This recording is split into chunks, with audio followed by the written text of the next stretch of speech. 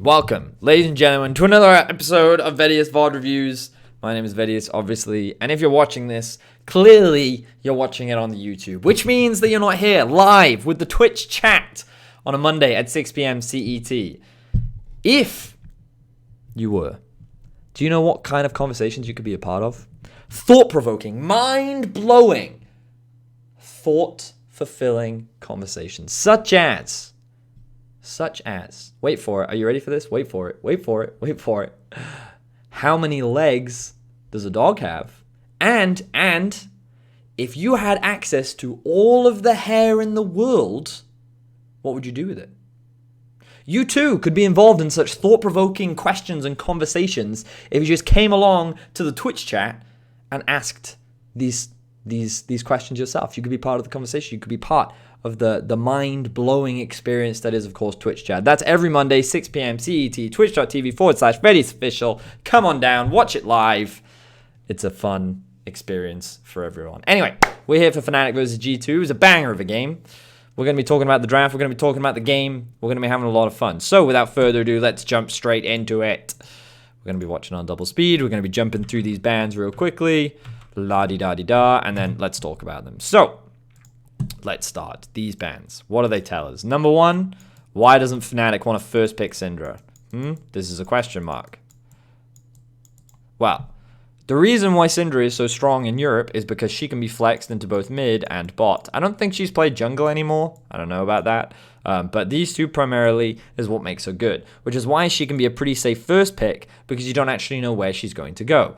This suggests if Fnatic don't want to first pick her, that number one, they can't flex her between mid and bot, which is probable. I'm just saying. Or they have something else that they want to prioritize, right?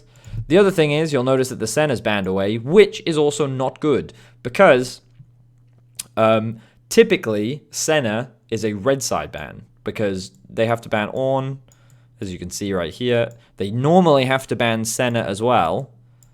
And in some cases, they even have to ban Syndra. But normally, you get a free third ban, right? Normally, depending on what the team wants to do with Syndra. But red side can be really screwed on this patch because of how strong these are. So the fact that Fnatic banned two of them suggested that they clearly had something else in terms of a priority. It was probably going to be Aphelios. But of course, G2 had the freedom to ban that one away. I quite like the Pantheon ban that came out from G2. I think it's been rising in popularity here in Europe because, again, you can flex it here, you can flex it here, you can flex it here, and here, and here. Primarily, I think its strongest positions are in the jungle and I think in mid lane. These are the two strongest, but you can obviously flex it into multiple positions. Talia, Pantheon bot lane, incredibly strong. Talia Pantheon jungle mid is incredibly strong. Pantheon can do very well into a lot of top laners, etc., right?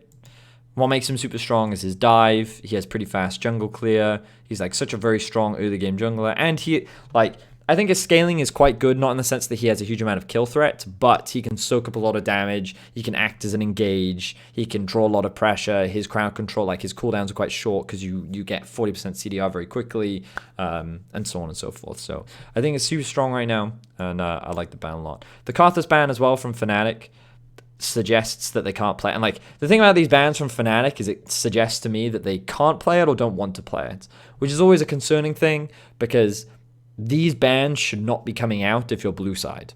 They just shouldn't. The Karthus one I can accept, but like Senna and Syndra, especially in Europe, you definitely don't want to be banning these on blue side if you can avoid it. So G2 actually got a lot of freedom in their red side bans. They kind of got to do whatever they wanted. And the fact that they were able to ban Aphelios was definitely a big bonus for them. Because you take it away from Reckless, and this is by far and away one of his best champions. So, yeah. So that was the bans. They were kind of like odd to me from Fnatic's perspective. Like they weren't the worst in the world because obviously these are all very strong champions. It just it gave G2 a lot of freedom. So they go for the first pick Gragas. Very standard. One of the best junglers still on the current patch. He hasn't really received any nerfs. And you have a lot of flexibility. Now, this surprised me quite a lot from G2, the first pick Ezreal. Because in Europe, pardon me, MF is probably considered the next strongest AD carry after... excuse me. MF is considered the next strongest AD carry probably after these two. And that's been the case for a while. Now, we don't really see caps on a lot of MF, but he definitely can play it. We know he can. And it also gives the freedom for Reckless to play the MF as well. So the fact that they would blind pick this was a little surprising to me, but it's definitely not a terrible blind pick because Yuumi is still available. And this is one of the... I've spelled uni, but you get the point. Cat. Meow. And then like, well, that's a cat, right? And then you put like whiskers there. Yeah. And you put like a little dotty nose there. There you go. Cat, Yuumi, yummy, yunny. Anyway, so Cat plus Ez is a really strong combo. It's very safe in the bot lane. I was listening to Caps' stream yesterday, and he was talking about how because he's so used to playing mid lane, he's like he plays better when he's alone rather than with a partner. So the funny thing about Yuumi is it means that the cat just stays inside him, so he always feels like he's playing 1v2 because he can never really see the cat and he doesn't have to worry about the cat's positioning. So he actually says that he plays way more comfortably when he has a Yuumi with him, which I thought was quite funny. So yeah, that's one of the reasons why this is pretty safe. And like, I don't think it's a bad first pick. It was just surprising. I didn't think that's what G2's priority would be. So the next thing would be to grab a jungler now. You could go for something like a Lee Sin, but I don't think Lee Sin is the strongest integral, I guess. Olaf, I think, can be. And again, this all suggests that they're heading towards the Yuumi. Of course, this is where Fnatic could have gone Zyra Khan if they wanted to, get themselves a really strong 2v2 in the bot lane. The thing they would have been concerned about is getting outscaled later, so that's why they end up going for a Kai'Sa, I think, in the second phase, because they want something that can end up outscaling the Ezreal a little later on. Set. So let's just quickly talk about this. So in terms of Fnatic's draft so far, very well-rounded, very good on paper, right? Set, I think, has really strong laning, and he also like scales very well in the sense that like his damage is very reliable. He always has impact later into the game. Like while he can easily get kited, he offers a lot, in my opinion. So I think that this champion is very well-rounded, pretty safe blind pick, good scaling, and also one of Bwipo's best champions. You have pretty solid engage, and you're guaranteed a strong 2v2 when you pair anything with Rakan, really, especially when playing against an Ezreal. And you have a really strong scaling jungler that's also AP, which means that you can go for an AD mid laner if you want, and this scales well. So you have 3 scaling champions, and like again, remember we were talking about like Fnatic is a team that typically prefers to play towards scaling, definitely not a bad thing. But also the thing about this scaling is that it's also not weak early, right? Gragas can be a very strong early game jungler. Set has a lot of power in lane. Rakan has a really good early to mid game spike. So while they have good late game, they can also do a lot in the early laning phase as well. So this draft already very well rounded from Fnatic, very solid, and is good all overall. So you can also see with G2's comp, it doesn't have any clear direction just yet until now. But like this doesn't usually scale well. Its scaling is made better thanks to Yuumi. But I also think that the thing about Ezreal is that his scaling is dependent on how easy it is to kill him in the late game. He's someone that can have a lot of damage, but if there's a lot of dive, then I think that Ezreal really struggles to play the game because he's definitely one of the squishier AD carries. And even though he does have mobility, it's very easy to kill him. Now, obviously with the Yuumi, it makes it harder to kill him because she's great at peel, her ultimate's really strong at disengaging. But, you look at this comp from Fnatic and you're like, okay, really strong dive. If he gets a flank, that's really effective. There's a huge amount of disruption that can lead open for paths onto the backline. And so not only that, they have a lot of kiting tools, which should make it harder for the Olaf to run them down. And so like when I'm looking at this draft initially, I'm thinking, okay, this is pretty promising for Fnatic. I like what they've got for themselves. They should probably feel pretty happy with the situation that they currently find themselves in, right? At least that was like my take on the cast. And like I still kind of think at this point in the draft, that's what I would think. So then G2 is just looking to ban away AD carries. They take away Tristana because, Reckless, for those that don't know, Reckless, very well-known Tristana player. He's been playing Tristana for years, one of his most famous champions. He's very good at it. And then I think they ban away the Xayah here as well.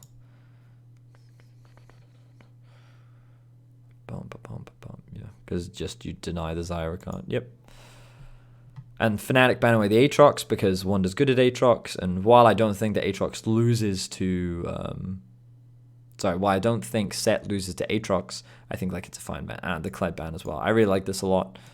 I think that they're showing respect towards Wonder. I think Kled can be really obnoxious for this. And also, if you need Engage, like it's super strong. So I think the Kled ban is good from Fnatic. So this is where they lock in the Janna. So this is where things get quite interesting.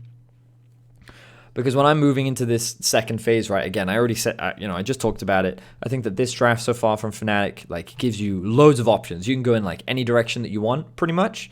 But now, what you realize is that the disengage and the peel from these two alone is insanely strong. And this is what makes Ezreal so much stronger in the late game. Because Ez's scaling is defined by how easy is he to kill. Kill? Question mark? Right? So before, when I'm looking at this comp and I'm thinking, okay, like they have decent kill threat onto an Ezreal. Like even with the Yuumi, I'd still say that like, sure, it's not easy, but you still have 2 picks where you can set up really good dive onto the Ezreal, and as long as you can get onto that backline and you know Olaf is going to fall off, and you know, like, okay, like you're looking pretty good. You still have a lot of options left. But then the Janna comes in and you're like, oh, well, okay. So he's going to get what? Double the shielding. He's going to get insane healing because both of them are going to build Athenes. You've also got the ultimate from Janna, you've got the ultimate from Yuumi, and like now you're getting to a point where, okay, well, this Ezreal is literally just unkillable. And so this is what I didn't talk about on cast, which was like a failure for me, but these two in combination with this basically makes Ezreal unkillable. And spoiler, he doesn't actually end up dying in this game. So there's now an onus on Fnatic to find a way to either completely obliterate this Janna and make her so irrelevant that her peeling doesn't even matter in the late game, or you shut down the Ezreal so that he's permanently behind, which is always going to be hard to do because like you can't really dive this in the early game. And yeah, it's a situation where I think because of this, the late game scaling from G2 is incredibly strong, and team fighting isn't really an option. So you can then kind of look for other directions to go. Right, so the direction that Fnatic choose to take is Kai'Sa plus Yasuo, I think. I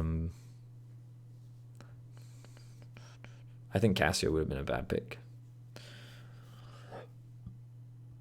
Oh, me. I'll talk about these in a second. I'm just waiting for the final lock-in. So, you know, when you look at this draft just in its entirety, forget this one for a second, like you can clearly see the scaling on this, right? Late game, like everything about this comp is just so well-rounded. It covers so many bases. It's like, it's so solid, right? Especially seeing as you can also build AP on the Kai'Sa as well. You have the mixed damage profiles of double AP, double AD. You've got your engage, you've got scaling, you've got early playmaking, you've got the synergy between these two. This guy also sets up for this guy. This guy also sets up for this guy. This guy can scale well into the side lane, and right now G2 have no one that can answer in the side lane. And then we talked about dive, your ability to actually get on top of him. All you need is one of these 3 to land their knockups, and then this guy can ult him immediately, and then the Kai'Sa can follow up behind, and then you've got this immediate massive backline threat. And you're like, damn, that comp from Fnatic is like insane. The problem, which is what we'll end up seeing in the actual game, is that this Cloud lady, this is so annoying. She's just so annoying. Because her ability to just eliminate the dive is ultimately what will hurt Fnatic later into the game. Now, Fnatic's, like, by going for the Yasuo, they have a clear split push win condition, which means that, you know, the game is obviously not over. And also they have, it's one of those things where I think Wonder said it best himself in the interview, where he says, like, when you just look at this in isolation, you can clearly see this comp really scales well, but when playing against this, it is just too difficult to kill him. And what makes it even worse, which we'll highlight when we get into the game, is this guy and this guy both run exhaust. right? Which is just, it's just ridiculous. Because even if, right, this guy gets a knock-up, okay, or this guy lands an ult, and then this guy dives onto the backline, and then this last dives onto the backline, right? They both get exhausted. And if it's only one of them, he gets exhausted, and then he gets exhausted again. And in that time frame where he doesn't do anything, because for 3 seconds he's got no attack speed, no damage, and it's just like a weak, frail old man being like, oh, Hasagi, you know, then the Janet's just like, and then you're gone, and then you're off, and then the Ezreal's sitting back being like, it's like, what do you do? How do you play against this crap? So like, yes, it was the thing that I failed to talk about on the cast, which is that, like, because I looked at this comp in isolation and I'm like, yeah, they scale really fucking well. But the thing that I didn't appreciate or really know was how obnoxious this thing is to play against when, remember, the most important thing to acknowledge is that, I'm going to keep saying it, Ezreal's scaling is dependent on how easy he is to kill in the later stages. Because, like, Kai'Sa, whether she can dive onto the backline or not, because of how she itemizes and because of how she as a champion works, whether she's playing front to back, whether she's diving onto the backline, she's always going to be insanely strong in the late game. Because she has like percentage health damage, she has an attack speed steroid, she has insane ratios, like she just does so much damage that she's just ridiculous, right? Whereas Ezreal is dependent on how many Qs he lands, how quickly he can stack up his passive, and how long he can stay alive in the fight, right? So it's not as straightforward as just hitting the person in front of you. You have to be really reliable in your ability to land Qs, but also you have to stay alive long enough to land a substantial amount of them, which is why his scaling is dependent on how easy he is to kill. And again, one way in which to counter Ezreal is just to have really good dive.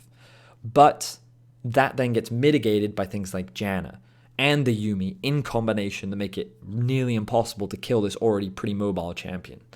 So at this point, G2 are already kind of like outscaling when it comes to this straight up 5v5. But Fnatic can still play side lane, because you do still have a Yasuo who can't really be matched unless you send the Ezreal there. And if you're sending the Ezreal there, then these 4 can just engage on the 3 that's sitting in mid lane, right?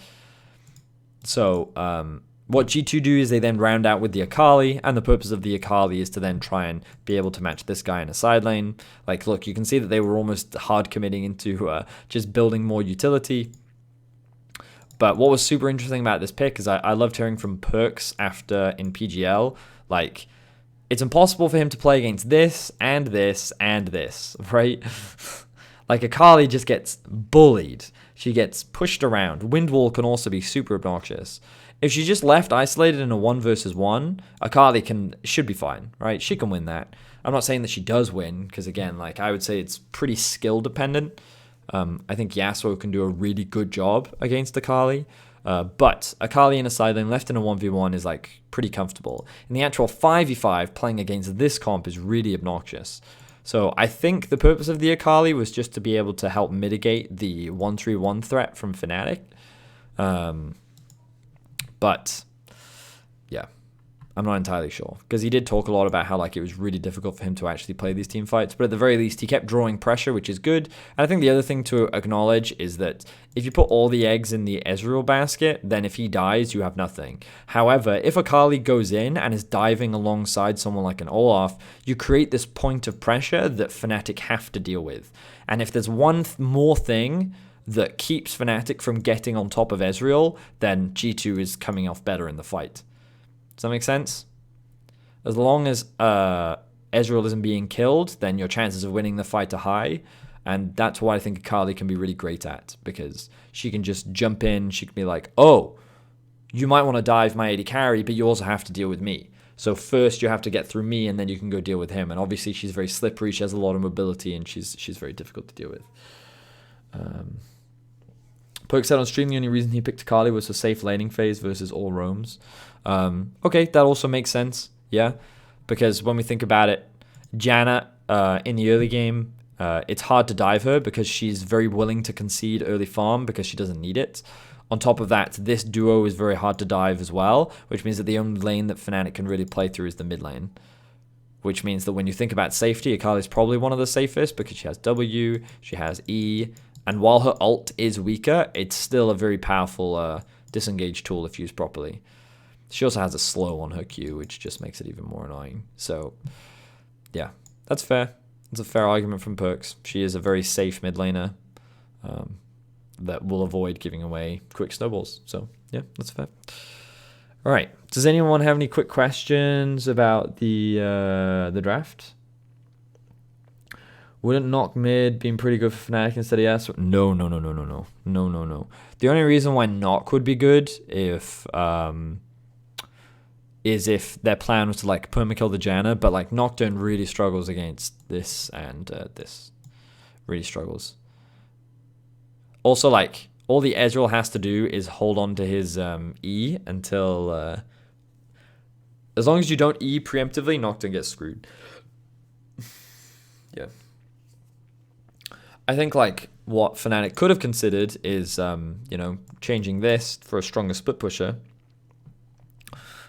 They could have locked the Kai'Sa or Tristana earlier, and they could have secured a bot lane and then saved their 2 solo lane picks till later, because then they could have gotten better matchups. But G2 got a counter pick top, and they got to pick their mid after seeing the comp. So I think that's something that Fnatic could have done differently, where they could have just committed to a bot lane rather than holding on to their AD carry until later. But at the same time, if they didn't lock in set here, then G2 could have got set for themselves. So, yeah. Yeah. And like, it's one of those things where like I'm now looking in hindsight what they could have done differently, because if they'd committed more to a 1-3-1 style, then this comp would have been easier to deal with, because then Fnatic would have just avoided team fighting at all costs, and they would have just played on side lanes. But if Set wasn't picked here, then G2 wouldn't have picked Janna here, so the draft would have looked completely different, which means that the only reason why this ended up happening was because of the fact that Set was locked in here.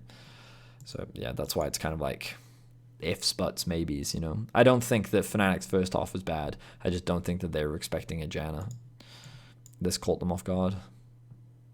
So yeah, anyway, let's get into the game.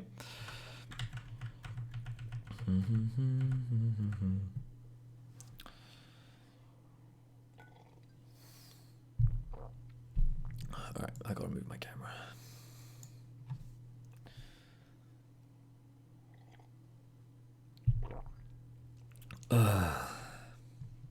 Okay. So we talk about bloodiness, which is funny because this game ends up not actually being that bloody. But let's, seeing as we're just getting into the game, let's reinstate what we're expecting, right? I kind of actually want that thing to go away before I talk about it. So, first things first. Double exhaust. Really strong against any potential divers, right? Really strong. I didn't like appreciate it when I was actually casting the game, but in hindsight, I think double exhaust was so insane against this comp, because these guys are already obnoxious to kill. They're making it even harder now with exhaust. Like, I actually think that this duo is like, just because if you run double exhaust, it's actually just so OP. It's so OP. Like, how does Ezreal ever die? It's just ridiculous. And then you throw a Janna on top of it, and it's like 2 heals. There's also like the healing from this, the healing from this, the fact that you have Athenes too, so the shields heal. It's like, duh, it's so annoying. Oh, God. It's so annoying. So, yeah. So, this bot lane is really difficult to dive. Not only because in the early laning phase, now I'm talking like levels 1 to 6, right? I mean, throughout the entire laning phase, really, because obviously double exhaust, obviously because of Yumi's ult and Ezreal E, and like because of how mobile they are with Ezreal E as well, like they're just too difficult to dive, basically, right? Pardon me. Janna, when I think about it, Janna as a champion is also probably difficult to dive, but it's possible, right? Especially if these 3 end up going top. But the great thing about Janna is if she's like down minus 50 CS, right? It actually doesn't matter. Because her job is just to be another support for Caps. So She doesn't need a huge amount of gold. She doesn't need all that farm. She doesn't even need experience, really. She needs to stay relevant, obviously. But my point is that if Fnatic is stacking a wave, right, so you've got a bunch of minions. These are minions. Minions, right? And then you've got your tower here, and then you've got, you know, enemy number 1, enemy number 2, enemy number 3, and they're all setting their sights on diving this tower. The Janna just like, okay, bye. And like all that farm that's lost, Janna's like, lol, I don't care, I'm Janna. So top lane is very difficult to dive as well if you're Fnatic, right? Which means that mid lane is the only lane that you can play around. Because mid lane is the only one that's like safe in terms of actually, if you have numbers advantage, you can actually kill Akali. But then, you know, as Perk said on his stream, she's also like obnoxious, so she's hard to kill because she has W, she has a E, and then she also has a R. So these three things in combination mean that it's difficult for Fnatic to be able to get a good early lead, is the point that I want to try and make here. Because again, G2 is just looking to scale and team fight. TF, and when I do this up arrow, it basically means scale. Because as we've said, as long as Ezreal lives, G2 is really strong in team fights, and so on and so forth. So, what can Fnatic do? Well, early laning phase, Bwipo should have push, because Janna's not going to look to wave clear. Actually, will he push that wave? Probably not, because he might get harassed too much. He might actually not push that wave. Okay, well, they're not going to go top anyway. Yasuo can get pushed because Akali, like, giga sucks. Her Q costs 120 energy at level 1. It's ridiculous. It's so high. And because you don't have presence of mind yet, you can't harass like you used to be able to. It's insanely high. It's insanely high. So Akali doesn't really get prio at early levels anymore. And I don't think the early levels, the Akali matchup is that good into Yasuo like it used to be. Ezreal is as strong as the number of Qs that he lands. So against Reckless, it's not.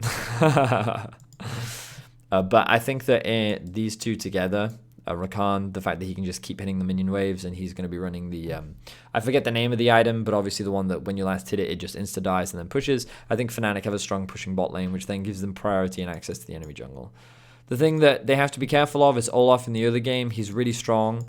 The bright side for Fnatic is that he doesn't have a lot of gank setup. The one thing that I think, and we'll talk about it when we actually get into the game itself, but I think Olaf should have actually spent a lot more time coming top lane and just soaking up resources from the Janna lane. Almost like a funnel, just putting more gold into him, because again, the gold doesn't matter anything here. So he should just be coming top as often as possible, taking farm, and then going back into his own jungle and playing a bit of an Olaf funnel kind of play. Akali for sure is a Yasuo counter, just weaker laning phase than before. Yeah, I mean, I agree with you. But the nerfs to her Q really hurt her laning phase, like a lot. Because now you Q once, and then you're almost forced to W instantly. Because I think W only gives you 80 energy back. So like at levels 1, 2, 3, 4, if you do Q auto and then wait a bit and then you do Q auto and then you use W, you still won't have enough energy to Q them again. So like you have nowhere near the same lane pressure that you used to, and it's a lot weaker. But I think like later into the game it can definitely be Akali favored. But as I said before, I think it can be close to a skill matchup. I think it's Akali favored because she has so much mobility. But running the exhaust on Yasuo I think really helps in the 1v1. And I think depending on where you actually fight, if you fight inside of a minion wave as well, Yasuo can have a pretty good time of avoiding a lot of her skills and staying close to her. So yeah, I would say that it's Akali favored in a side lane later on, but I definitely think that the Yasuo has options. But anyway, enough about that mid lane matchup. Let's actually talk about the game. Boo, boo, boo, boo, boo. So Olaf is going to do a full clear because he only cares about power farming. And then Gragas, I think, does red into top side. He also does Raptors as well. But he's obviously a little bit worried about being invaded. If he was really worried about being invaded, then he would have done red into blue. But that you'll notice that they also have a ward on their blue just in case. Boom, boom, boom. So good trades coming out from Fnatic's bot lane to be able to try and get early prio. You can see, I can't actually quite see the laning phase in top, but it looks like that, yeah, he's not having a fun time. and just trying to farm safely. The wave is pushing towards him, so he's not going to have prio early. So there you go. That answers that question. Yeah, so, oh, he's actually setting up a cheetah recall. I actually don't think the timing on that was that good, actually. I can't see that. No, actually, it was fine. Yeah, it was fine. Because it goes underneath the tower. So the thing about what the Nemesis did was he pushed waves 1 to 3 underneath the tower. And then with the cannon wave underneath the tower, what often happens is the wave will collide with this underneath the tower, which means that sometimes you can get this next wave to actually take a couple tower shots as well, which means that this wave is almost instantly pushing, and you won't lose any farm. You'll lose like 1 or 2 CS, but yeah, it gives you an opportunity to get a quick base off and grab yourself an early Doran's Blade. But yeah, you can see that the Akali actually caught the wave just here, and he set up a bit of a freeze. So, but yeah, Nemesis won't lose too much off the back of that. Selfmade's forced to back off because top doesn't have prio, mid just reset, and there's a wave stacking, so he can't really contest, otherwise he loses too much, which means that he's forced to give that one off. Yankees, after doing a full clear, is just going to disengage, and then Selfmade moves down to bot side in order to clear that one out. So you can see that the Akali does have a bit of a CS lead now, but that's just because he hasn't caught the wave yet. You can see like what he's 1 CS down, so there you go. That was a good cheetah recall. Yeah, that was good. Janna going to do a quick reset herself. What does he buy? Amtone armor? Wow, okay. I suppose you don't need boots on the Janna because the amount of movement speed that you get. Another Gragas is going to do a clear towards bot side as well. Okay. Good shove in from Whippo, gives him the opportunity to base. He can use his TP if he wants to, but he doesn't have to. You can see that Janna doesn't really care about the farm.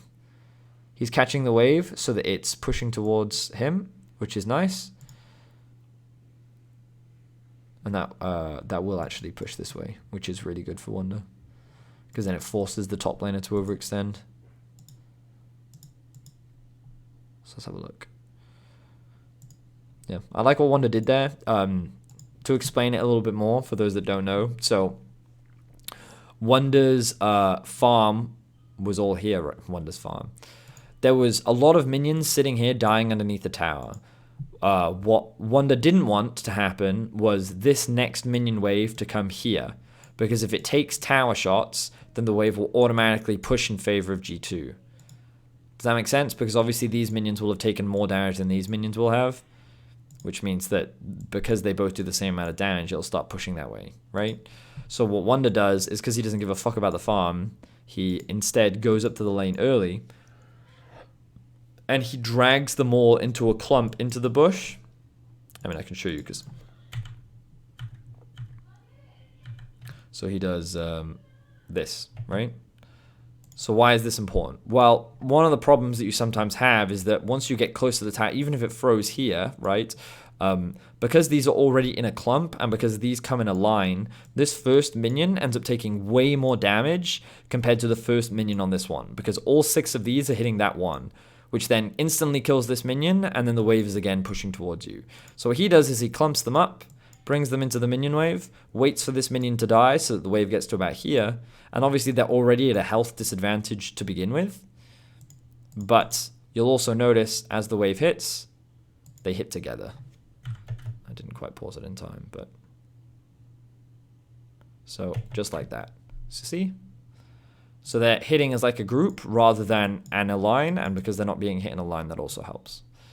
But in this context, like that specific point doesn't really matter because the health difference is already significant enough that the wave would have pushed anyway. But it was just really important for him that the minion wave doesn't come here so that the tower doesn't hit it. So now he has managed to get the wave pushing towards him, and he can only do this because he doesn't give a fuck about his farm. Yep. So that was cool.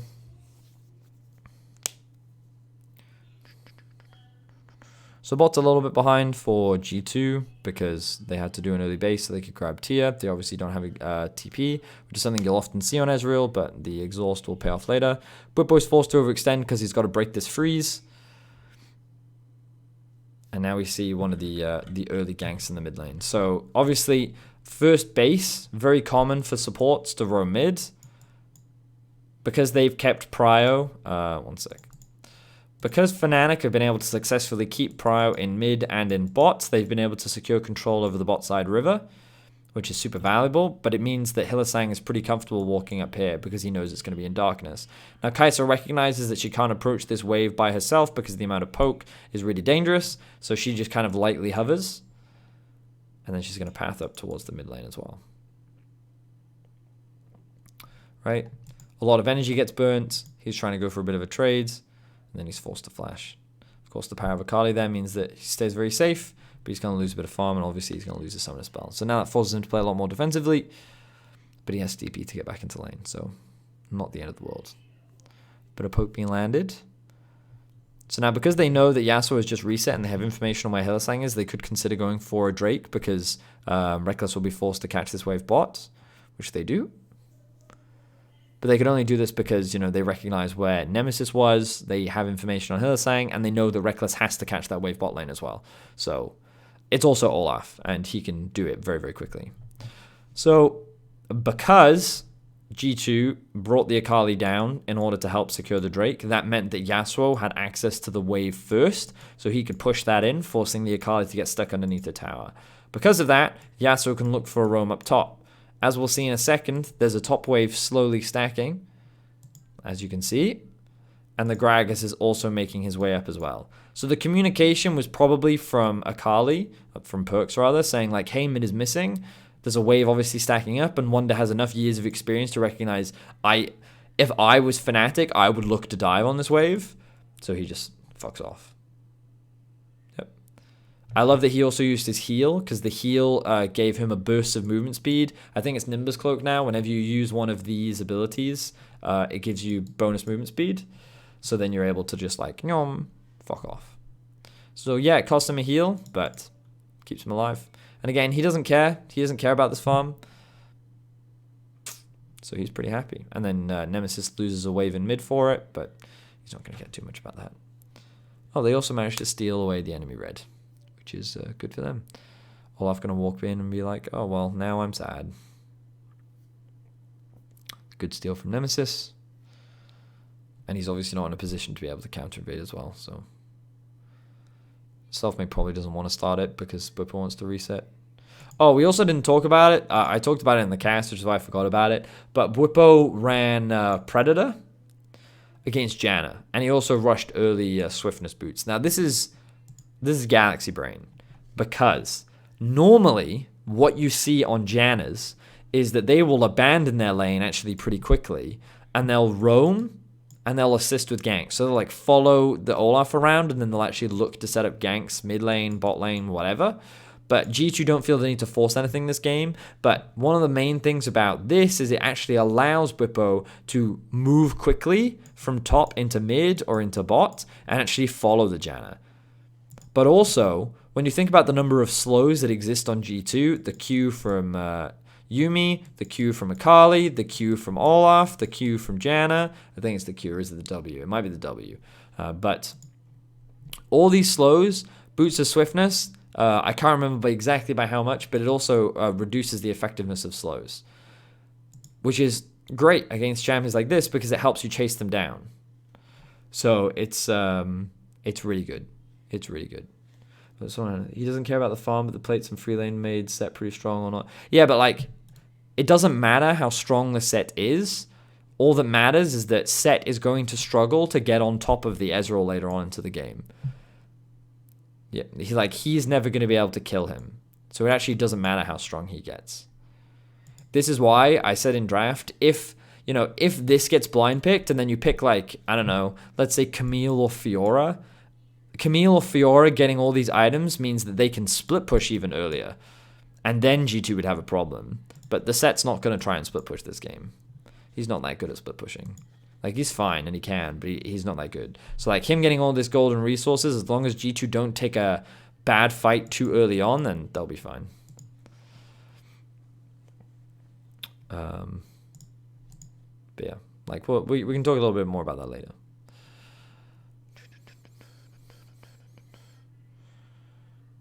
So this is what you wanted to see more of. Yanko's coming top and taking this farm.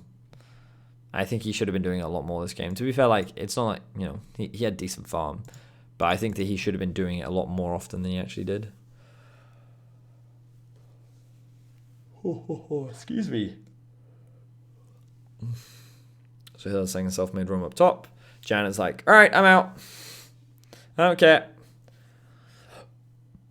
Good awareness from Caps and Mickey to realize that Reckless by himself. Bwipo TP's in to try and get a flank. But Caps is just like, yeah, I don't care. And obviously Fnatic will use this time in order to set up this. I love this, by the way. The fact that Bwipo just runs past him. The boots of swiftness just coming in clutch. He's just like, yeah, bye. Yeah, bye. Now, of course, Fnatic is aware that this steal is happening, but there's not much they can really do about it because they've sent their bot lane up to top. As you can see, the Kai'Sa's on her way, and they're going to be using the Rift Tile top to funnel that plate in. And I think that this is the best thing that Fnatic can do in the early game because, like, Reckless is farming extremely well. Mid, they have good prio. Obviously, the top lane, there's a big advantage because Janna. But by securing the Herald, they can break open the plates, and then by taking down early towers, you funnel more gold into your team so that you can try and increase this gold gap as quickly as possible. Because again, we know that G2 in the late game is going to be extremely difficult to kill with this combination in particular. So what Fnatic want to do is try and elevate, that's not the word, accelerate their gold lead as quickly as possible. And they want to try and get to their item spikes as quickly as possible so that they can be in a better position to force team fights before G2 can. So playing for things like these plates is extremely effective. And I think this is good for Fnatic. So Yanko's forced to ult here because he face checks. Wonder forced to flash because he almost dies. And then they use the Herald. Excuse me, I yawn a lot. I yawn when I cast as well. So now, what G2 tried to do is make a cross-map play, and they tried to dive onto the set. Very difficult thing to dive onto set, because set has a lot of skills that make him anti-diveable. Actually, we get to see in the pip what he does. So he flashes to try and kill the Ez, but of course the Ez... oh wow, he actually plays that incredibly well. Very well. Wow.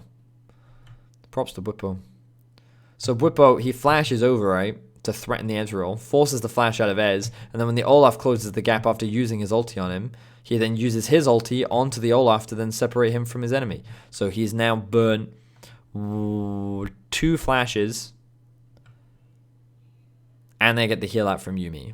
Like, that's pretty good. That's pretty good from Bwipo.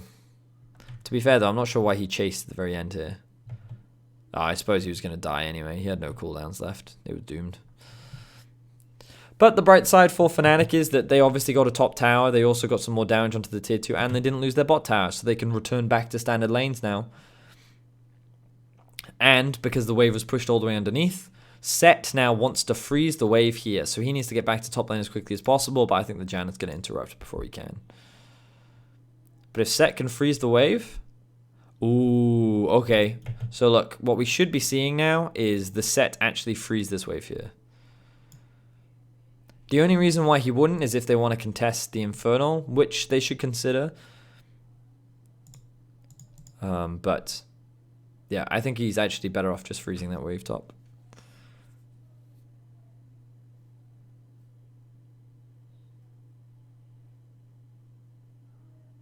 So G2 now trying to force their pressure bot.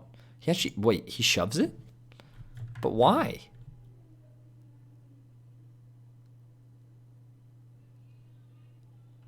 Does he want to threaten the tower?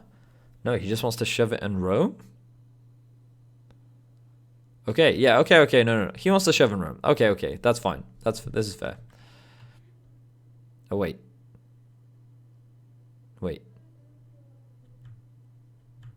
Okay, now I'm just confused. So why don't G2 feel confident doing this? They get some poke down onto Hylissang. He's got a reset. G2 could now start the Drake. So, reasons why G2 might not want to do Drake. Well, number one, they scale better. they scale better, right? Which means that going for an early fight is dangerous because if something goes wrong, then Fnatic could accelerate their gold lead and then they get stronger and then it's doomed. Other reason could be they don't have ult here, they don't have ult here, they don't have ult here, they don't have ult here. So that's reason number 2, CDs. Reason number 3, is there a reason number 3?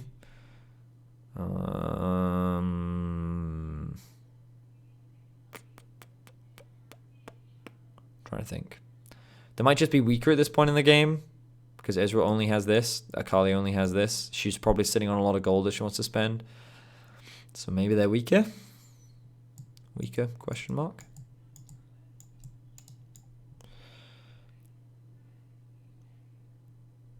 Yeah, so we're kind of, me and Twitch chat is kind of aligned. They're either, the number one, the reason why they don't want to fight is because, you know, if they start the Drake, they could get into a fight that they don't want to take. They've also got a lot of ultimates on cooldown, and they're probably weaker because players need to reset. So it might be a combination of all three. It might be one of them. Doesn't matter. There are many reasons why G2 wouldn't want to fight. The question is, why would Fnatic will not want to do it, right? Because what Bwipo could have done is frozen here, but he thinks that he wants to be in a position to be able to contest Drake, so he hard shoves this wave in, and in an ideal world, he'll either take the tower or the minions will take the tower for him, and then his wave will just bounce back. Because Janna doesn't have TP, she's not going to get top lane to be able to catch the wave fast enough. Bada bing, bada boom, it's all your stuff. Yeah, anyway.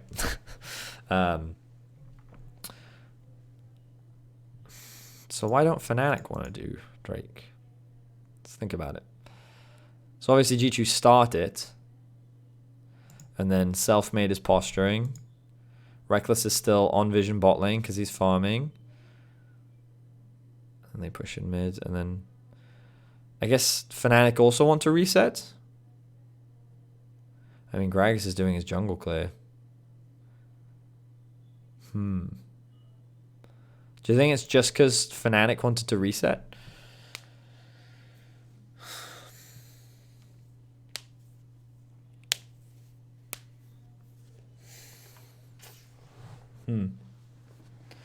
Yeah, I'm not entirely sure why Fnatic didn't want to do it, because like they had Bwipo there, G2 was resetting. Maybe they were tracking Perks' TP timer, so they were like, hey, there's a risk that Perks could reset, spend, TP back in, and then he has an item over me because I, as Nemesis, have not had an opportunity to reset yet. That could be one reason.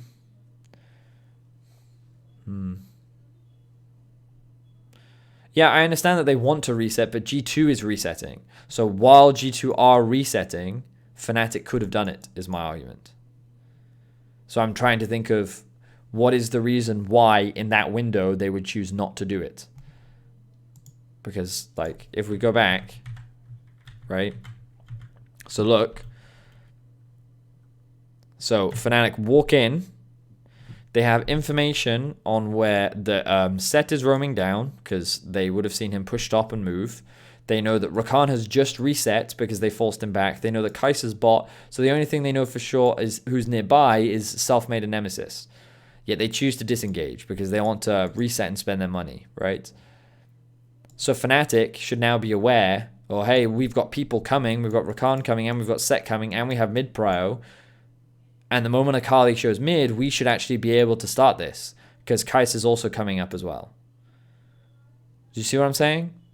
So like they should actually have enough people, especially if they see Akali on mid, to be able to take the Drake uncontested.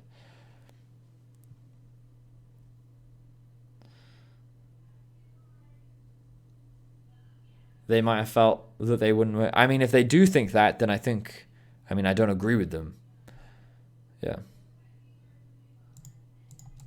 I don't know. Maybe I'm missing something here. And I apologize if I am, but the way I look at that map state, and it might just be because I'm looking at it from like a bird's eye view, right? I get all the information that both teams get, so maybe I'm oblivious to what Fnatic do and don't know.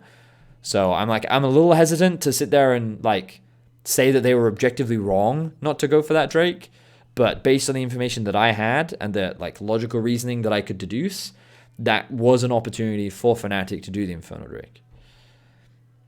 But I might be wrong. Oh, no, they're going to do it now anyway. Okay, well, fair enough. I went on that rambling for nothing. So there you go. Fnatic then take Inferno Drake. As we expected. All part of the plan.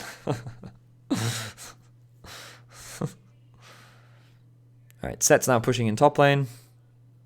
Janna, because she's speedy, is able to get there in time probably. Oh, wait. Oh, wait. Oh. Okay. Let's backtrack a bit.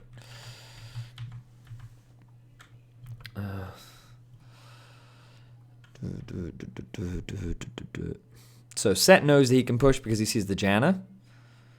Obviously they know where bot lane is, and then they saw the Gragas bot as well. So Olaf sees the Yasuo. I'm looking at the minimap right now. Okay, so Nemesis thinks he can push because, well, he doesn't know where the Olaf is. He doesn't realize Mickey is roaming as well. But he also knows that Rakan is on his way. But, yeah, there's just a slight mistake there from Nemesis. He just oversteps in lane a little bit. Still results in a tower top, which is like a worthy trade for Nemesis' flash. Caps is then going to catch that top wave.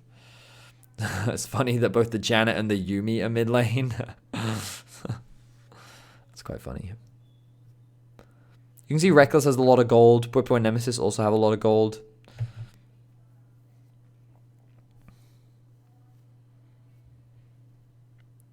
Alright. So the Wit's End rush was quite surprising to me. I don't think it's super useful.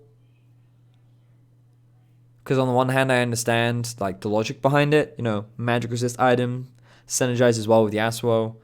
But I don't know. I'm not good enough at Yasuo to say whether or not it was a good first item, because I think that it inherently delays your spike of Infinity Edge by going for this. But I'm not experienced enough as a Yasuo player to say for sure if this is a good or bad first purchase. A friend, I was talking to someone about this, and they thought that the Wit's End purchase was not a good one, but I don't have a strong opinion on it because I mean, I'm not a Yasuo player, so I don't know. But something for you guys to think about at home, whether or not you also want to rush Wit's End in situations like this, I guess.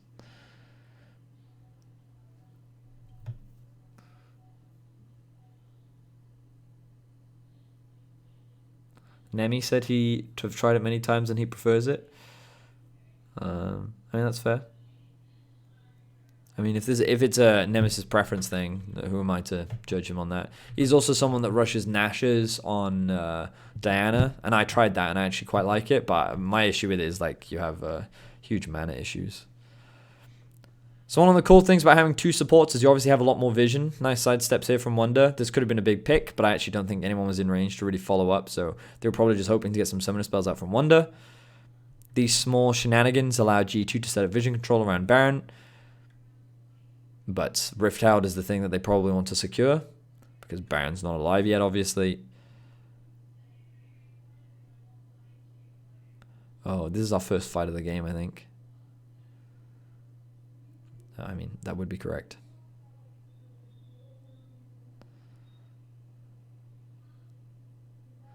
Man, such a close fight. Such a close fight. All right, let's slow this down to normal speed and then like.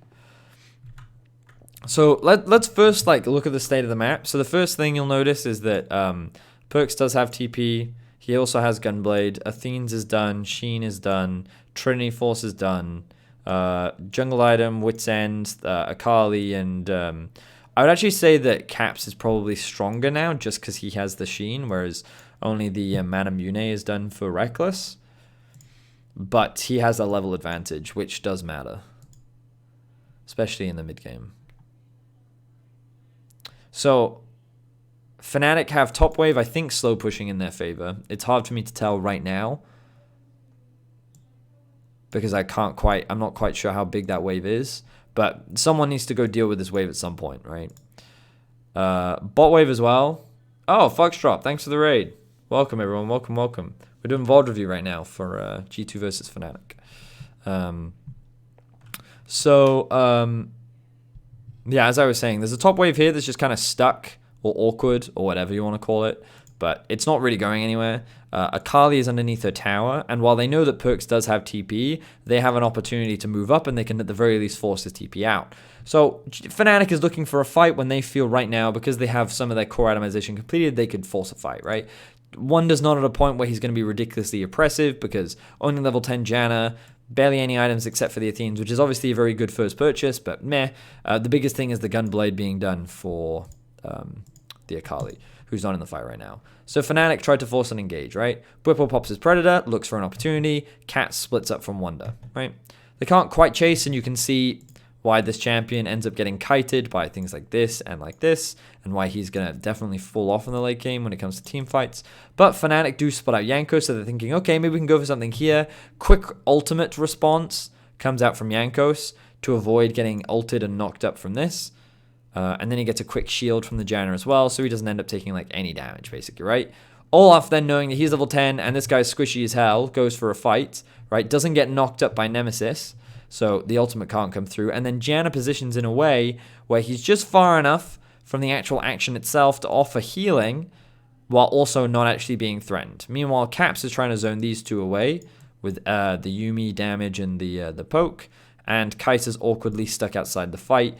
Doesn't really have a target to ulti. I think there is one passive, so if he wanted to, he could ult into the backline, but maybe he's not in range. Can't quite tell. And then obviously the TP from the Akali comes through, right? So chunk of damage comes onto Perkz the moment he lands. This ends up being a 1v3 for Jankos, who's just surviving thanks to the Janna. This is a really good engage from Hylissang, who gets a good... Wait, what actually knocks these people up here? I can't quite see. Ooh, that's a really nice knock-up. I'm pretty sure Hylissang is ulting right now. At least that's what it looks like to me. Yeah, he is ulting. So he gets a double charm. Whoa, that fucking sidestep from Caps. What the fuck? Look at that, though. That's crazy.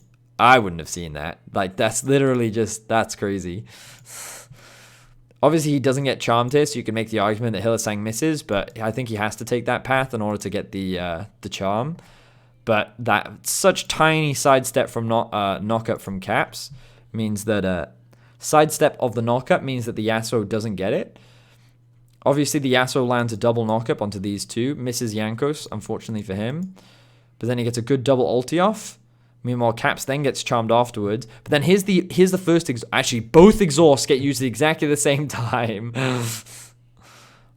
They don't stack, but both exhausts get used onto Nemesis, so the damage is minimal. And you can see like how obnoxious this double exhaust is.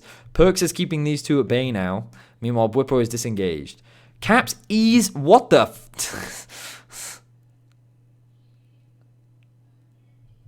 Oh my god. What the hell, Caps? Look at this madman. He eased into melee range of Nemesis. What the hell?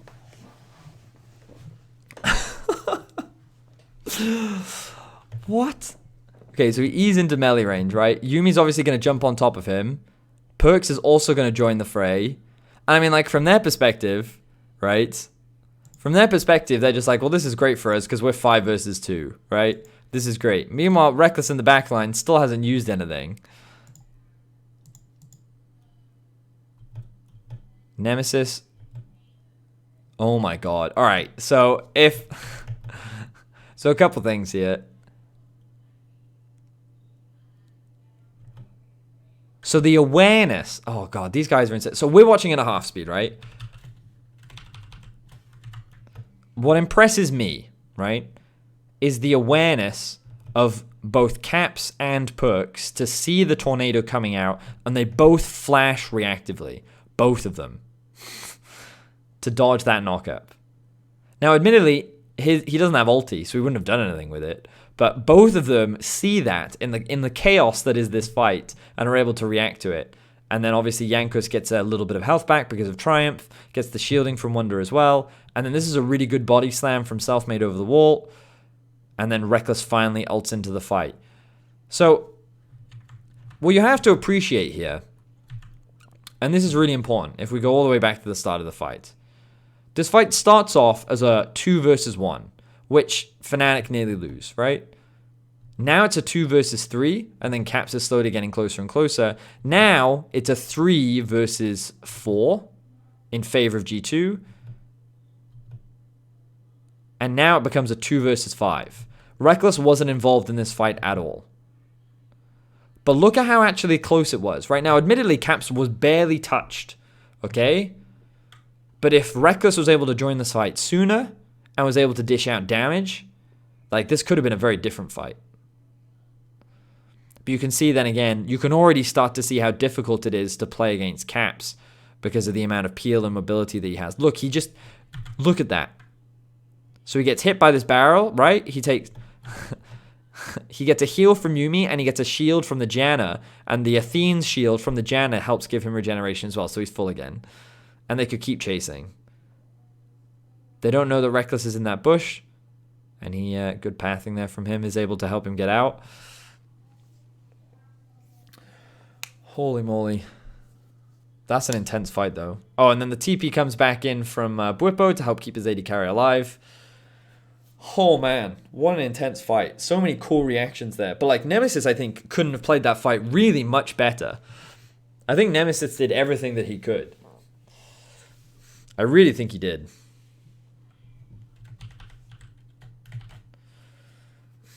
The 2 solo laners from Fnatic were popping off, I think. But that exhaust, man, made him completely useless. It's good stuff. Fun fight. Man, this is only the first one. It says Reckless did a decent amount of damage, but relative to his teammates, yeah. Yeah, Reckless was not involved in that fight.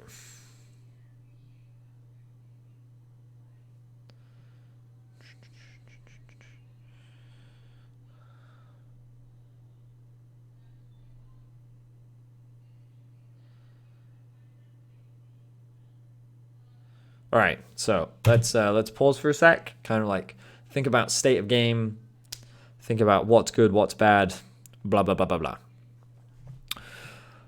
All right, so obviously there's a gold advantage in favor of Fnatic, right? A lot of this is sitting on top of the set because Janna hasn't been farming. Obviously, this is a bit disingenuous because even though Wonder's at a gold deficit, he's still actually the same level as Bwipo, which is a big deal. And he's not farming anyway. He offers the same value as the set does, and he's going to offer more value even though he has less gold. So the gold difference is a bit of a lie, right? The other thing to note is that Ezreal is very close to completing the Trinity Force, which she obviously hasn't yet. Zhonya's is being worked on for Akali, and once these like second completed items get done, along with the Mana Mune get stacked up, that's where things get really scary for Fnatic. But Oblivion Orb is being done, and you can see that he's working towards Morello, which is definitely needed against this and this. And it looks like, I think he goes Phantom Dancer next, which is important.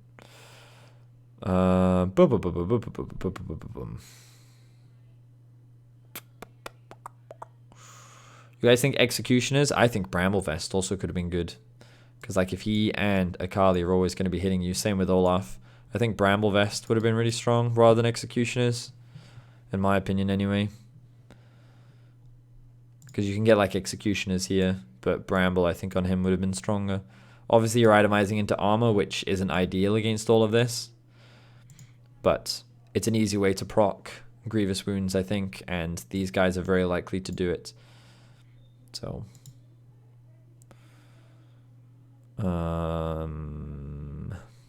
yep. So yeah, I kind of lost my train of thought. I wanted to talk about map state. So, obviously Fnatic have a gold advantage right now, but it's not entirely indicative of the actual equalness of both teams. Level advantages are things you have to take note of. Reckless is 11, Caps is 10, which is fine. Mickey 9 versus Hilly 8, so you can see Reckless spend a little bit more time alone. Wonder is even with Bwipo. Jankos is ahead of Selfmade. Mid laners are both even, right? So levels across the board relatively even, that's fine. Items, I would say that right now, Fnatic is probably a little bit stronger, but only a little bit. And that's mainly because this isn't finished. This doesn't offer a huge amount. This isn't that strong either. blah, blah, blah. So I would say that Fnatic's a little bit stronger right now, and they should be in a better position to take the Drake because they have a wave pushed in their favor in the top side of the map. They don't have mid prio right now, but they have bot prio, which means that they can take this turret and then transition over from here. They also have the Scuttle Crab. So the Drake is obviously the next play, which I think Fnatic is in a position to contest. The important thing is that they don't have summoner spells, quite a lot of them, but neither do G2. So Exhaust is the important one that G2 probably want to hold on to before they actually look to fight. They summon the Rift Tower here probably because they're not going to get much value outside of using it now. And then they look for an engage and they find a pick. This is really good. I like what Fnatic do here. They don't try and kill the Ezreal. They try and kill the Janna instead, which I think is the best target. Immediate follow-up from both the Yasuo and the Kai'Sa means that they can get mid-prio, but they actually can't get the Drake because they end up taking so much poke from Caps. Like, Hylissang gets blown up initially, so he has to reset. So it's not actually a numbers advantage. Even though Wonder dies, Hylissang is also forced to back, and then Caps is able to just poke them out. So Selfmade's forced to run away. If they try and do the Drake now, they're just going to get out-poked. So they actually end up losing the advantage. So it's actually a pretty even trade. Even though Wonder lost his life, he didn't lose any summoner spells. That was close, though. That was close. Holy shit.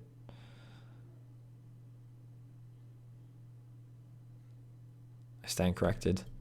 Damn. I wasn't expecting this from Fnatic because I thought that Selfmade would have had to reset. But Perks is actually forced back off of mid. I don't get to see exactly what happens here because the camera pans away. But you can see that he gets poked back a little bit. And then that gives them enough prio over mid lane to be able to collapse with Bwipo. They almost stole it. Almost. And then, of course, it's a 3 versus 4, which Fnatic come out on top of. So now they've got like a really healthy gold advantage. And they're just doing what they can to hold the wave. But,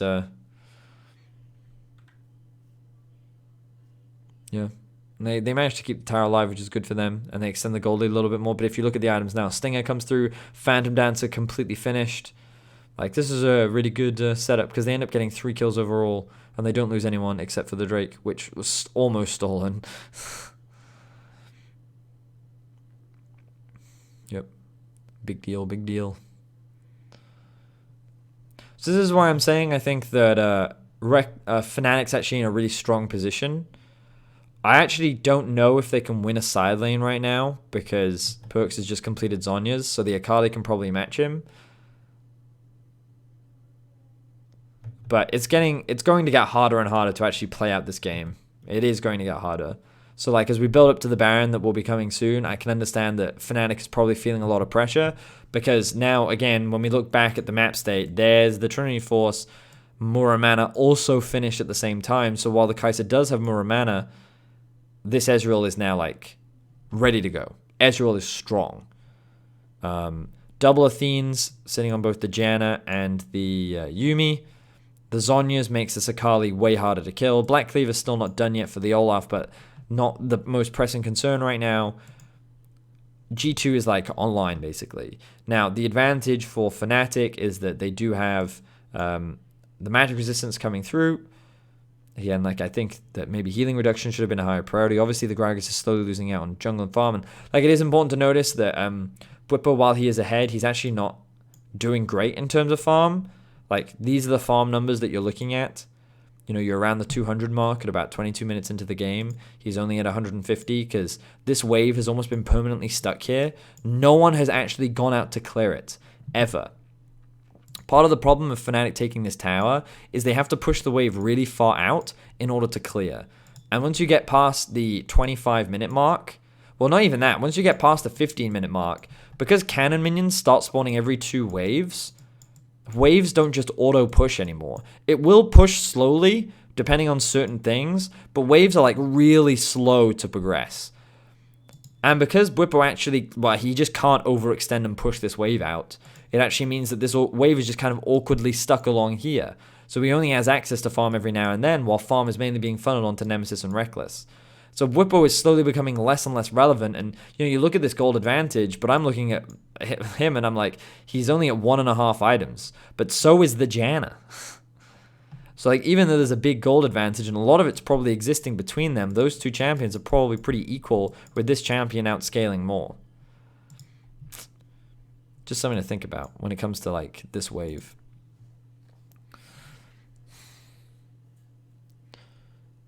I think like Fnatic is mostly playing 4v4 right now. Yeah, this set just doesn't feel like a champion right now. Now, when Reckless gets Nashes is probably when Fnatic want to try and do something, but we've already seen that these fights can be very difficult for Fnatic to play. That top wave is definitely pushing in favor of Fnatic right now. But G2 is fine just leaving that wave where it is and then just catching it afterwards. Fnatic force down the mid-tier 1 and they feel good.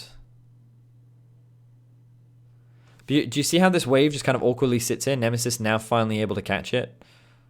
Oh, that's really unfortunate for Hylissang. He flashes, and he's literally just outside of range.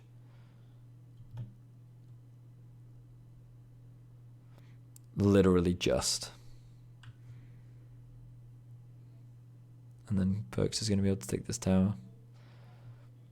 So now the top wave should start to push in Fnatic's favor again. But bear in mind, right? So we were at 21:55 in a minute and a half. He's gained 5 CS. Bwipo's getting starved right now. There's nothing for him to take. Yep. So yeah. This is a big thing that I didn't notice on cast. I got baited in by the gold difference too much, and I didn't appreciate the actual like value that these champions were bringing. Largely because I haven't seen a Janna before, but Fnatic is at a point where the fights are going to be really difficult now, really difficult, because Perks and Caps are strong. Now Reckless has a 2-level advantage. Pardon me. Bwipo has a 2-level advantage, so it's not like Fnatic is weak, but G2 is strong. So now pressure kind of falls on Fnatic, and that's probably why they... Like, we saw them go for a play in mid, right? There was this play. There was this one, right? Where they fail. And to me, what I think it looks like is that Fnatic is just looking for picks. Because if they can just find a pick onto Caps, then they can do Baron almost instantly, because the damage is gone, right? So they're like, okay, they look for a pick there, and then they also look for a pick in top lane here. But then this is where things really start to go bad for Fnatic. Because they're obviously going to lose Selfmade, and Caps even gets the kill. And now we're setting up for that fateful Baron. So yeah, I feel that Fnatic is just feeling pressured. And so they look for a pick. And Nemesis could have altered that, but it probably would have resulted in his death as well. It would have been 2 for 1, and then G2 could just convert that into a Baron. And they may not have even been able to kill Caps. And Fnatic can't just do this Drake because G2 is strong. They shouldn't be able to just do it for free. They should feel quite... Yeah.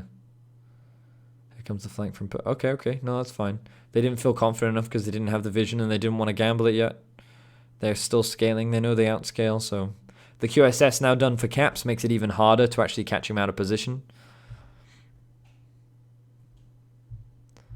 So even though there's a gold difference, I actually think that it doesn't tell you how even this game actually is. And again, if these two comps are even, then obviously Fnatic is actually behind.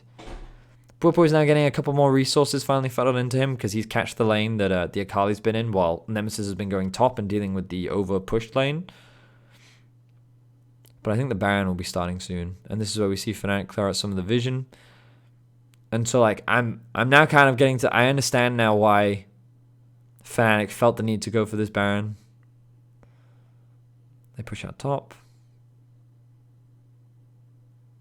They have vision on the Olaf. So when does Olaf flash? So this is where the Baron happens. So let's watch everything, right? So first things first, bot gets pushed in, right? So Jankos burnt his flash ages ago, right? Bear that in mind. So Fnatic will have time for this, 100%. So they know for a fact that Jankos' flash is down, okay? So they clear out a vision in river. And bear in mind, they haven't actually had an opportunity to clear this blast clone yet. I know that a lot of people were talking about blast cone and it being a big thing and blah, blah, blah. You know, if they had just cleared the blast cone, they would have been fine, right? So let's also just find an opportunity where they could have cleared it. So the blast cone isn't alive yet, as far as I can tell, because normally you see a little dot on the minimap, right?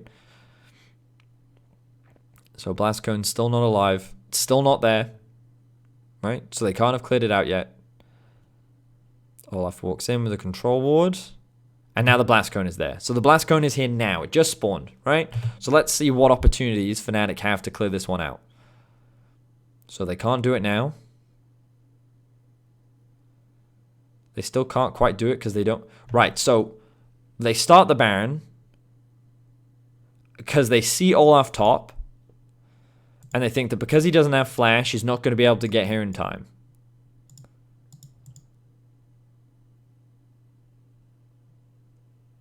Yeah, so how do they clear this blast? Do you think? Okay, so the one thing they could have done is have Hylissang go over the wall, but now Hylissang's not in position. They wanted to try and rush this down with Gragas, Yasuo, and Kai'Sa, which is fair because those are the three of the fastest people, and Olaf was top. So their goal was to try and do this before Olaf could get there in time. And again, like we looked at the VOD, this spawns after the point at which they could clear it out safely. So their only other option is to have Hylissang go over the wall, clear this, and then bounce back over. And obviously he's not in position to do this right now because Fnatic wanted to try and rush this while Olaf wasn't there. The only risk of a smite. Gragas 2. Okay.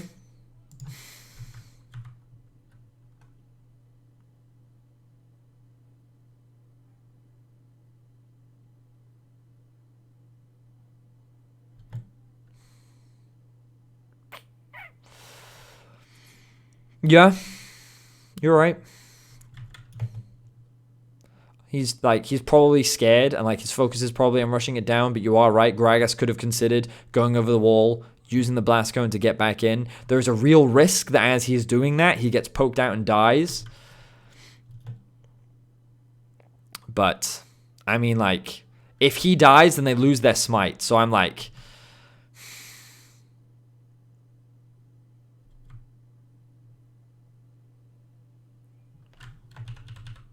Yeah, I don't know.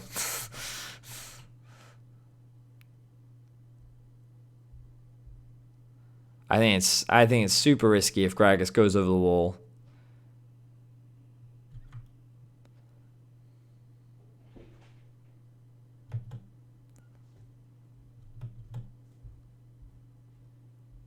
Man. Oh. It's just fucking unlucky. In my opinion, that's just unlucky. Okay, look at this as well. 12, 13. So you can't even be like self-made just waits, because if he comes over the wall and smites, his smite kills it. If self-made waits any longer, then this is gone. Because he's a level up. Oh man, that's just so fucking unlucky for self-made. Like the timing is like if they'd started it like half a second sooner, it would have been their Baron. Like, but I think I agree with the decision making. I said on cast I didn't. I've changed my mind. I was wrong. Because I think you have to. Like, you're getting outscaled. You're going to lose. You can't win teamfights anymore. They tried to find 2 picks onto caps. Both of them failed. They then tried to rush down a Baron because they saw Olaf out of position. He was sitting in the top lane taking farm. And, like, I don't think they had the time to clear the blast cone. In my opinion. I don't think they had time. I think this is their best bet. They wanted to try and rush it down, and they only had a very brief window to do it. So, Yeah, I think the call is fine. I think the call is honestly really fine, and I think that Selfmade was just like really unfortunate here. It's 13 HP. It's just a 50-50 where he smited, I think, at exactly the right time, but it just wasn't enough. Yeah. If Fnatic get this Baron, then they can play 1-3-1. And then they can actually win without having to team fight. But even then, like, it doesn't actually guarantee that they win the game, even if they get the Baron. It's just, like, the best play that they can make. But now the game is over. Now the game is over.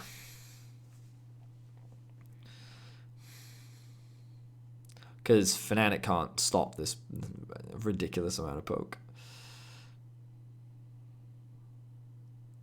And I'm really not fucking sure what happens here. Hylissang's, like, dead. He's done. It's over. He knows it's over. Yeah. It was a really difficult situation for Fnatic to be in. I think that, honestly, they did everything that they could have. It's just G2 draft. Yep. Honestly, like, I think Fnatic pretty much did everything right this game. Everything that they could have done.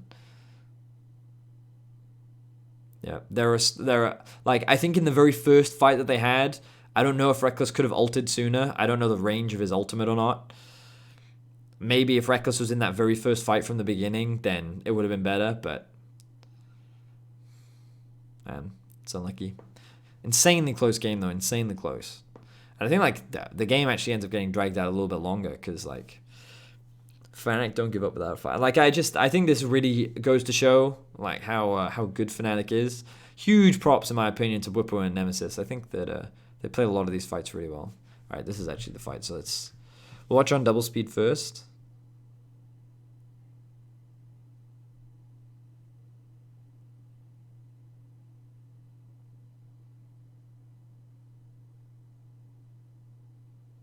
Okay. Alright, so again, Fnatic's best bet is to look for a pick onto someone. So they go for a flank with Whippo, who obviously gets disengaged from the ultimate from Yuumi. And it's important to note that Reckless and Wonder both lost their flash here. So Reckless is disengaging. G2 have clearly committed. And then Whippo has flash as well, so pardon me, if he could have gotten in range, he could have flash ulted someone. Probably not Caps, because Caps is QSS. But now Nemesis and Whippo are stuck in a really awkward spot. Good knockup, but he doesn't want to ult that. He's obviously taking a huge amount of damage from the Ezreal now. I love this barrel from Selfmade, because it knocks up perks, which then also gives Nemesis an out. So he then ults. The Kai'Sa then dives in. And this is where we see the power of the double stopwatch come through. 1, 2. Yeah, this wind wall just stops a lot of what Caps wants to do. So then Perks gets exhausted, flashes in, gets knocked up. Yeah, I think this ultimate from Whippo is super good. Boom. Locking everyone up, uses the W, huge amount of damage. The second stopwatch comes through from Perks. But now the wind wall's gone.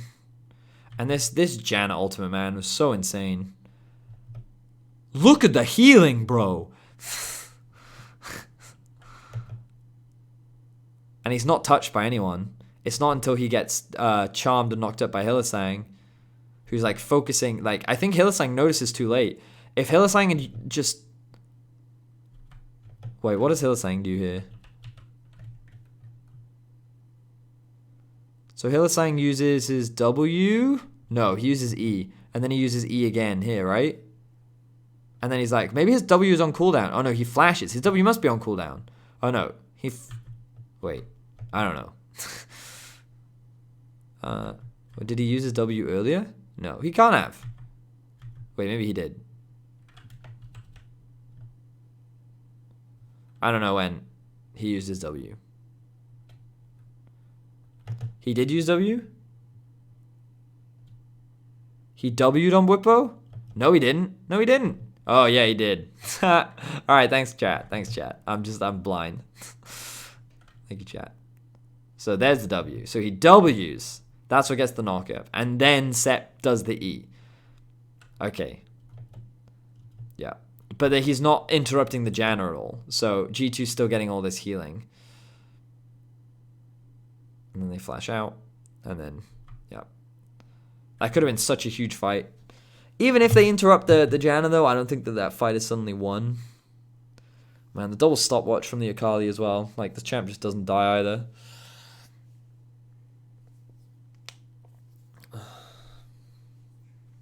And then, of course, they're forced to go the long way. Because they can't just walk back this way.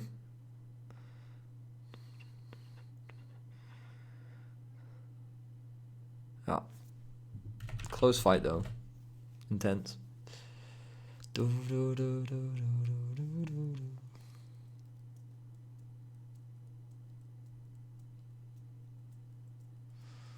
I'm surprised they don't give the blue buff over to Caps. So this is like just the fight again.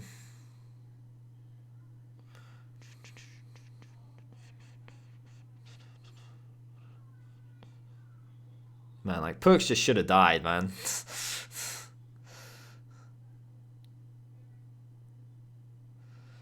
Caps' positioning is super good though. Same to Wonder. Like Wonder's MVP. What a baller.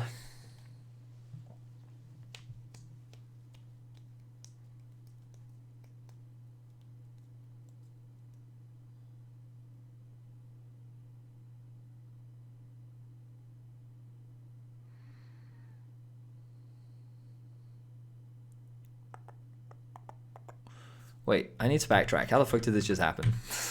I blanked for a second. I was still thinking about the Baron. Alright. Oh, Ezreal's top. That's why.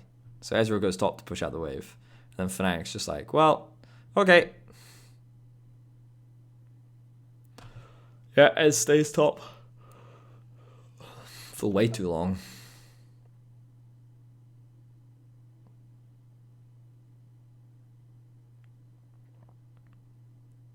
Yeah, that was weird.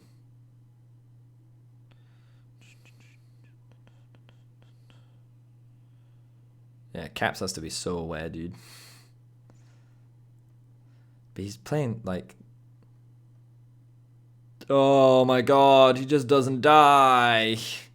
He just doesn't die.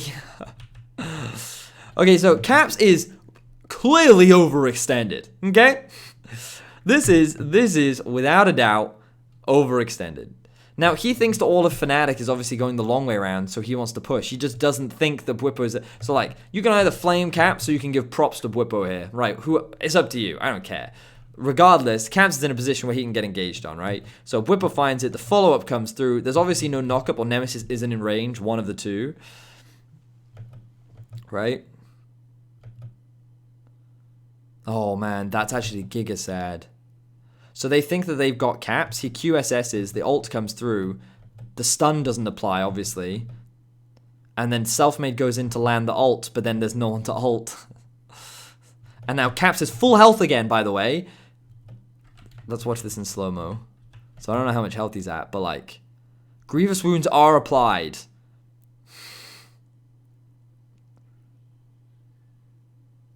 Oh my god. Oh my god, it's so disgusting. Alright, the Grievous Wounds has fallen off now, obviously. This is where the wind wall comes up.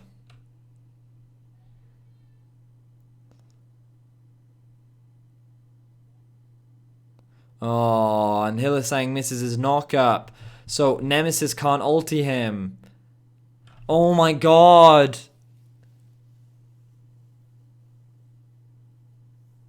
Oh... If Hylissang lands that knock-up, he's actually probably dead. Where's Janna? Janna is there. Maybe not, but... Janna does have the ult, so maybe not. But, like...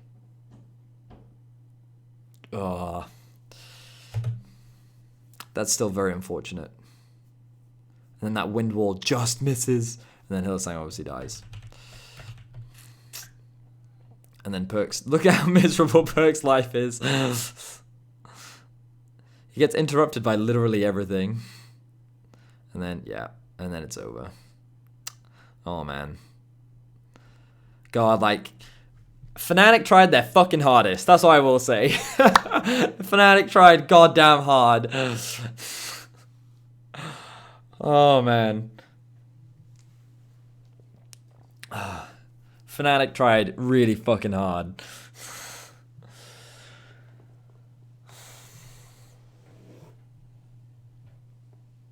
Jesus, what a great game.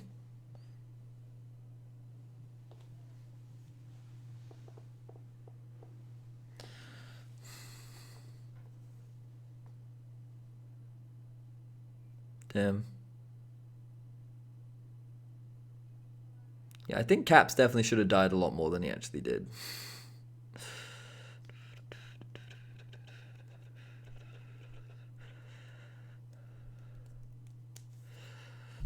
Wow. Well, there we go. That was an intense game. Honestly, like, on paper, Fnatic's comp looks solid, but obviously the Janna made everything miserable for them. I think like in the very early team fights, if Reckless was in, maybe he was just out of range and he couldn't ulti in, but if he had, maybe those early team fights could have gone better for Fnatic. But you could see how difficult it was to actually kill that Ezreal in the late game. Like, some of the mechanics in this game are insanely high level. I think that both Nemesis and Whippo played extremely well, considering the circumstances that they were in. Like, oh, honestly, like, really good game. Really good game. Super tense. And if it wasn't for that damn Janna pick, we maybe could have seen a game. You know, like, do you remember last year when Promiscu was playing and it was, like, super back and forth and then, like, it ended up coming down to the back door? Like, yeah, I think it could have been very close to that. Holy moly. What a fun game.